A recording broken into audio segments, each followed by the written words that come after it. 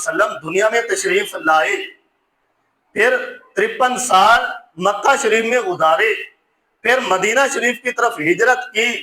پہلے میرے نبی کے اوصاف سنا کرتے تھے، جب میرا نبی مدینہ طیبہ میں تشریف لایا تو خیبر کے یہودی جو تھے وہ میرے نبی کا پھر انکار کرنے لگ گئے۔ انکار کرنے والوں پر میرے رب نے کیا فرمایا کہ فلعنۃ اللہ علی الکافرین۔ فلعنۃ اللہ، لفظ لعنت کا جو اطلاق ہے یا تو میرے رب نے ابلیس شیطان پر کیا ہے، یا تو میرے رب نے جھوٹے لوگوں پر کیا ہے، یا تو میرے رب نے کافرین پر کیا ہے۔ اب ہم میں سے جو جھوٹ بولنے کا عادی ہو تو سمجھ جائے کہ اللہ کی لعنت ایسے جھوٹے شخص پر بھی ہوتی ہے۔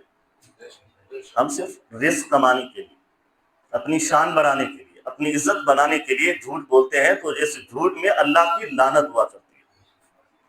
ہم سمجھتے ہیں کہ ہم بڑا کاروبار کر رہے ہیں، یا ہم سمجھتے ہیں ہم بڑی عزتیں لوٹ رہے ہیں، بات بات پر ہم جھوٹ بولتے ہیں، تو یہ بھی تصور کریں کہ اللہ نے لعنت بولی ہے ایسے لوگوں پر جو جھوٹے ہوا کرتے ہیں۔ اور ان جھوٹوں کو پھر کھڑا کن جگہ پر کیا ہے؟ شیطان کی جگہ پر، یا یہود و نصارہ یا کافرین کی جگہ پر میرے رب نے کھڑا کر دیا۔ لعنت اللہ علی الکاذبین فرمایا، جو جھوٹ بولتے ہیں۔ تو جھوٹ بولنے والے کس صف میں ہوں گے؟ یا کافروں کے صف میں ہوں گے یا شیطان کے صف میں کھڑے ہوں گے؟ اور یہاں پر بھی اللہ نے فرمایا کہ کفروا بہ، وہ جو میرے نبی کو پہچانا کرتے تھے، جب میرا نبی ان کے سامنے آیا تو وہ سارے کے سارے انکار کر بیٹھے۔ جب انکار کیا تو اللہ نے فرمایا فلعنۃ اللہ علی الکافرین۔ پہلے تو نبی کا وسیلہ پیش کرتے تھے، جب میرا نبی تمہارے سامنے آیا اب تم نے انکار کر دیا کہ جاؤ میں نے بھی تم انکار کرنے والے سب کو اپنی رحمت سے بھی دور کر دیا ہے۔ لعنت سے مراد اپنی رحمت سے دور کرنا۔ اب محفل میلاد منانا اور محفل میلاد کا انکار کرنا، دو باتیں۔ اب دنیا میں ایسے کچھ لوازمات آ رہے ہیں کہ ہمارا ہر لمحہ گناہوں میں گزرتا ہے۔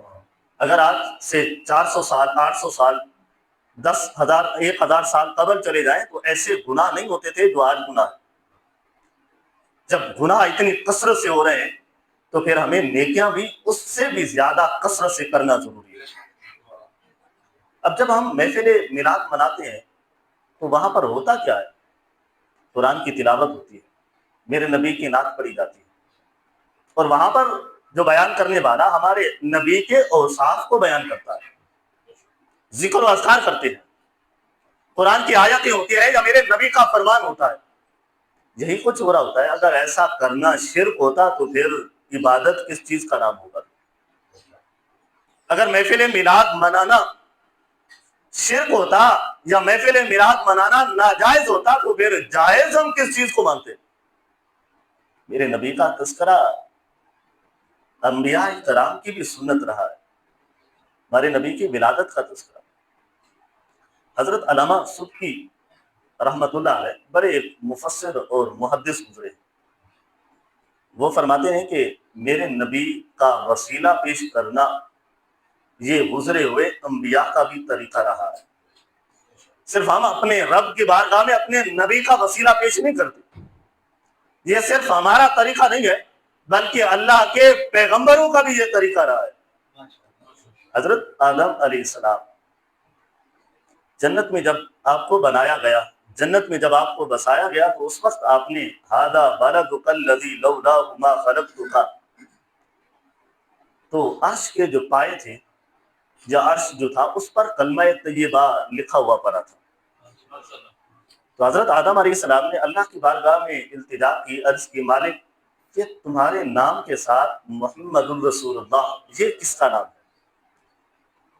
تو اللہ رب العزت نے فرمایا ھذا ولدک الذی لولاہ ما خلقتک، اے آدم یہ تیری اولاد میں سے پیدا ہونے والے تیرے بیٹے کا نام ہے، اگر اس کو میں پیدا نہ کرتا تو پوری دنیا کو بھی پیدا نہ کرتا، پوری دنیا کو تخلیق نہ فرماتا۔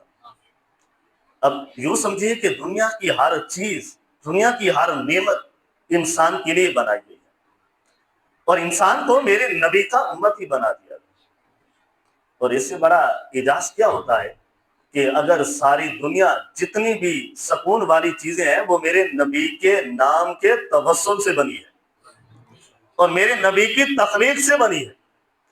اور جس نبی کی تخلیق سے سارا جہان بنا ہے تو ہمیں اس نبی کی ولادت منا کر خوشی کا اظہار کرنا بھی ہمارے لیے لازم ہوتا ہے. جب حضرت آدم علیہ السلام جنت سے زمین کی طرف لائے گئے پھر اس وقت حضرت آدم علیہ السلام نے اللہ کی بارگاہ میں التجا کی، یا ربی بحرمہ ھذا الولد ارحم، کہ اے اللہ میں تجھ سے اس حرمت والے عزت والے اپنے بیٹے کا وسیلہ پیش کرتا ہوں، مالک میرے اوپر رحم فرما دے، ارحم، میرے اوپر رحم فرما دے. اب یہ طریقہ کس کا ہے؟ حضرت آدم علیہ السلام. اور آدم علیہ السلام کس کی بارگاہ میں وسیلہ پیش کر رہے ہیں؟ اللہ کی بارگاہ میں. مالک بحرمت ھذا الولد ارحم، اے اللہ جو پاکیزہ میرا بیٹا ہے، بچہ ہے، جو عزت والا ہے، احترام والا ہے، اے اللہ تیری بارگاہ میں اس کا وسیلہ پیش کرتا ہوں، ارحم، اے اللہ میرے اوپر رحم فرما دے، میرے اوپر رحم فرما دے. میرا رب اگر وسیلہ کرنا، وسیلہ مانگنا ناجائز ہوتا، حرام ہوتا، یا اللہ کی بارگاہ میں وسیلہ پیش ہی نہ ہوتا تو حضرت آدم علیہ السلام تو اللہ کے پیغمبر ہیں، انہوں نے اللہ کی بارگاہ میں ہمارے نبی کا وسیلہ پیش کیا. تو اللہ چاہتا تو فرماتا، اے آدم تو نے میری بارگاہ میں میرے نبی کا وسیلہ پیش کیا ہے، جہاں میں تیری دعا کو قبول نہیں فرماتا، تو میری بارگاہ میں تو میرا وسیلہ پیش کر. تو اللہ رب العزت نے یوں نہیں فرمایا، اور حضرت آدم علیہ السلام نے بھی اللہ کی بارگاہ میں یوں نہیں کہا کہ مالک میں تیری بارگاہ میں تیرا وسیلہ پیش کرتا ہوں، نہیں، بلکہ انہوں نے فرمایا اے مالک میں تیری بارگاہ میں آخری نبی کا وسیلہ پیش کرتا ہوں. تو اللہ رب العزت نے فرمایا کہ یا آدم لو تشفعت الینا بمحمد صلی اللہ علیہ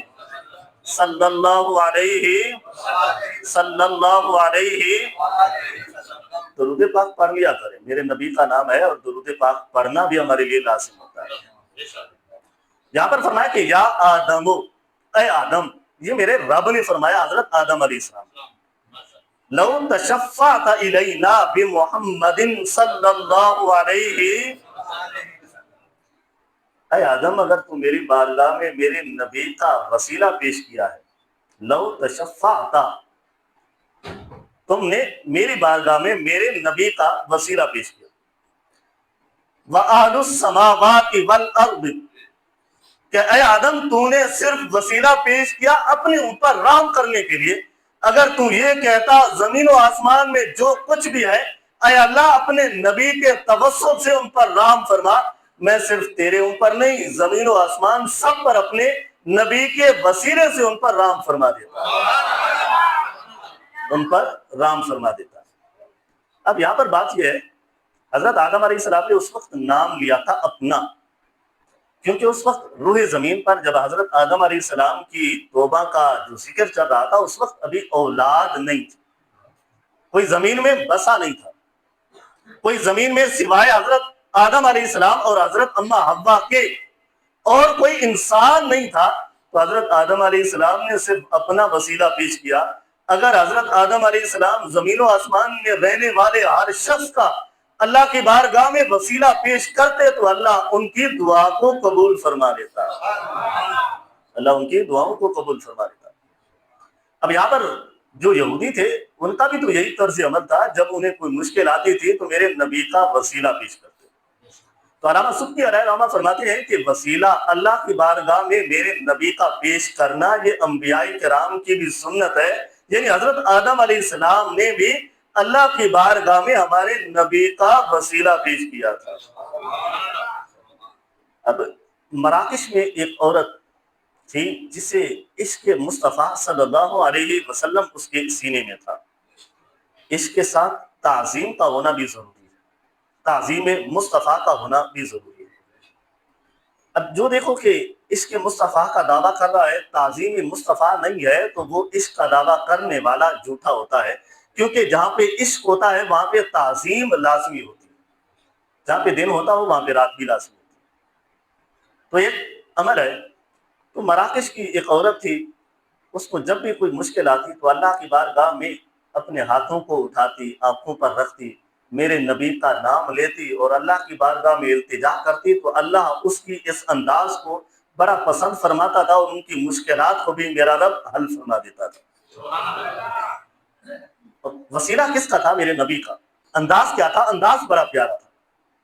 تو ہم میں سے کچھ ایسے لوگ ہوتے ہیں تو بظاہر تو ہمیں نظر نہیں آتے، لیکن تنہائی میں بیٹھ کر اللہ سے اس طرح سے التجائیں کرتے ہیں تو اللہ ان کی التجاؤں کو قبول فرما کے ان کی مشکلات کو میرا رب حل ضرور فرماتا۔ اور یہ اگر نہیں ہے تو ہمیں کوئی ایسا لمحہ ضرور رکھنا چاہیے، کوئی رات کے وقت میں یا دن کے وقت میں یا صبح کے وقت میں یا شام کے وقت میں ایسے الفاظوں کا چناؤ ضرور کریں جو اللہ کی بارگاہ میں وہ التجائیں کریں تو ایسے لفظ ہوں جس سے میری رب کی رحمت جوش میں آئے اور ہم جیسے فقیروں کی دعاؤں کو میرا رب قبول فرما دے۔ ایسا انداز ایک مسلمان ہو تو اس کے پاس لازمی ہونا چاہیے۔ گناہ کرنے کے ہم نے کون سے طریقے ہیں جو ہم نے چھوڑ رکھے؟ ہر طریقہ ہم نے اپنایا ہوا، ہمارا دن رات گناہوں سے چلتا ہے۔ تو کوئی تو ایسا لمحہ ہو جس پر ہم یقین کرتے ہوں، اعتماد کرتے ہوں کہ یہ لمحہ ایسا گزرا تھا، اگر میں اللہ کی بارگاہ میں اس لمحے کا وسیلہ پیش کر دوں تو اللہ میری مشکلات کو حل فرما دے گا۔ کوئی تو ایسا لمحہ رکھنا چاہیے۔ ہم مسلمان ہیں، کافر تو ہے نہیں جو اللہ کی رحمت سے مایوس ہو جائے۔ ہم گناہ ہر کر دیتے ہیں، ہر گناہ کرنے کے لیے تیار ہوتے ہیں، ہر گناہ کی طرف ہمارا رخ ہوتا ہے۔ کوئی رخ ایسا بھی کر لو کہ جہاں پر اللہ اور اللہ کا نبی راضی ہو جائے، کوئی لمحہ ایسا بھی ہوتا تھا۔ تو وہ عورت تھی، اس کا یہ ایک انداز تھا۔ جب وہ انتقال کر گئی، انتقال کرنے کے بعد اس کی کسی سہیلی نے یا رشتہ دار نے اس کو خواب میں دیکھا اور پوچھا کہ اللہ نے تیرے ساتھ کیا معاملہ فرمایا جب منکر نکیر تیرے پاس آئے تھے؟ فرمایا کہ نہ پوچھو، جب وہ آئے تھے میری عادت تھی مشکل وقت میں اپنے نبی کا اللہ کی بارگاہ میں وسیلہ پیش کرنے کی، اللہ کی بارگاہ میں وسیلہ پیش کرنے کی۔ جیسے ہمارے ہاں تقیہ کلام ہوتا ہے، جب ہمیں غصہ لگتا ہے یا مشکل آتی ہے تو ہم گالیاں نکالتے ہیں یا ہم کوئی ایسے الفاظ نکالتے ہیں، حالانکہ ایسا نہیں ہونا چاہیے، کیونکہ جب ہماری روح نکل رہی ہوگی، جو ہماری تقیہ کلام ہوگا، جو ہماری عادت میں چڑھے ہوئے الفاظ ہوں گے، اس وقت پھر کلمہ طیبہ پڑھنا نصیب نہیں ہوگا، بلکہ